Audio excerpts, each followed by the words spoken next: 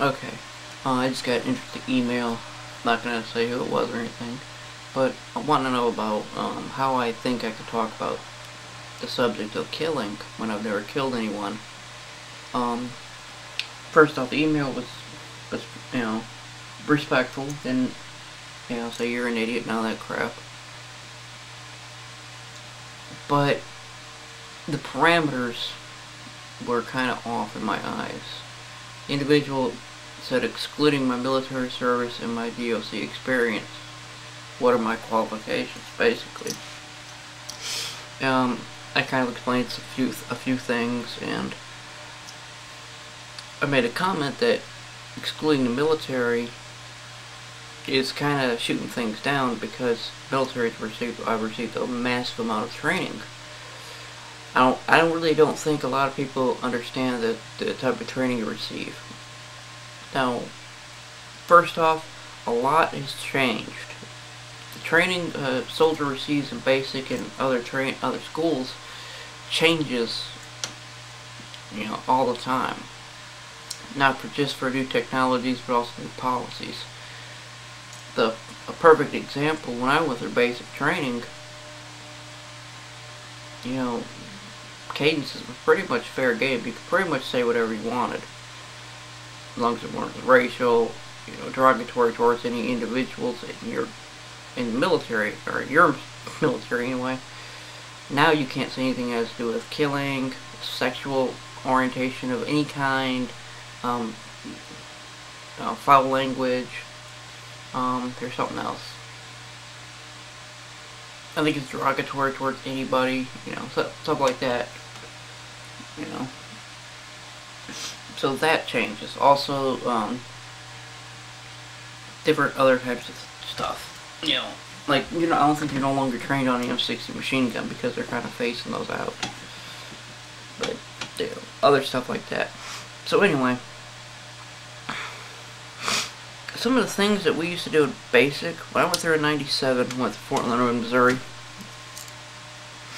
Alpha Company 169th Engineers.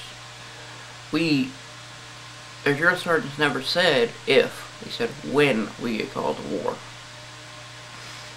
It was, and this is in 97, the Gulf War was 7 years or something ago. We had no idea that, our Iraqi freedom, enduring freedom would be happening, Basically, it was a pretty peaceful time. Even though the United States military is engaged in combat at all times, pretty much. Somewhere. Maybe it might be just a little thing, but somewhere something's going on. Our drill sergeant said when we go to war. From the moment you got off the plane, you were trained that you will go to combat. Period. Okay, we shot at, I want to call Ivans, not real sure, but our targets were human-shaped, three-dimensional targets that were, we used to hold them up. I'll tell you about that in a sec. But, I've held them. They were pretty much the same exact dimensions of a human being, slightly larger. That's what we shot at. We were not cold shooting targets. We were cold kill those guys. Put a bullet in that guy's head. When he sticks his head up over that berm, you put a bullet in it. We would lay out onto the field. The targets pop up for qualification, and we would lay out on the field. You had a number, and you had a target, and your number on it. The drill sergeant called 3, so you flip it up.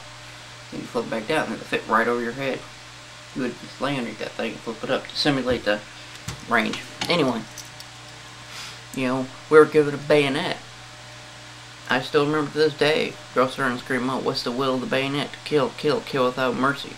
What makes the green grass grow? Blood, blood, bright red blood. Who are you, the quick? Who are they, the dead?"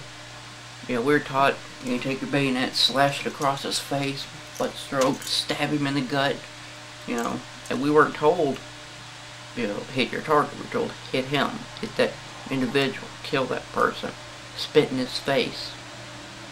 We were never trained to attack targets. We were trained to attack people. All of our training dummies, you're basically just tires. But, you know, they were cut and have arms and legs, and they put a face. They put a picture of somebody's face on that dummy. So we would look into his eyes as we're slashing and beating this thing to desensitize you against human targets. When we learned how to use claymores, we were told exactly how they blow people's legs up. We were given pictures of, you know, bladeless bodies, armless bodies, people with bullet holes riddled all through them. Basically, claymores, basically 7-8 shotguns blowing at you at the same time.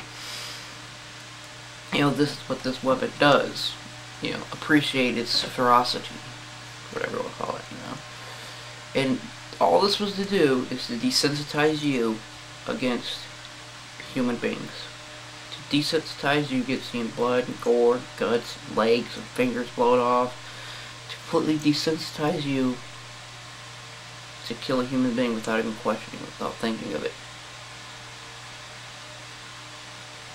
We had cadences, left, right, kill. I went to my local McDonald's where all the bad boys eat. I pulled out my flamethrower and I charbroiled that meat.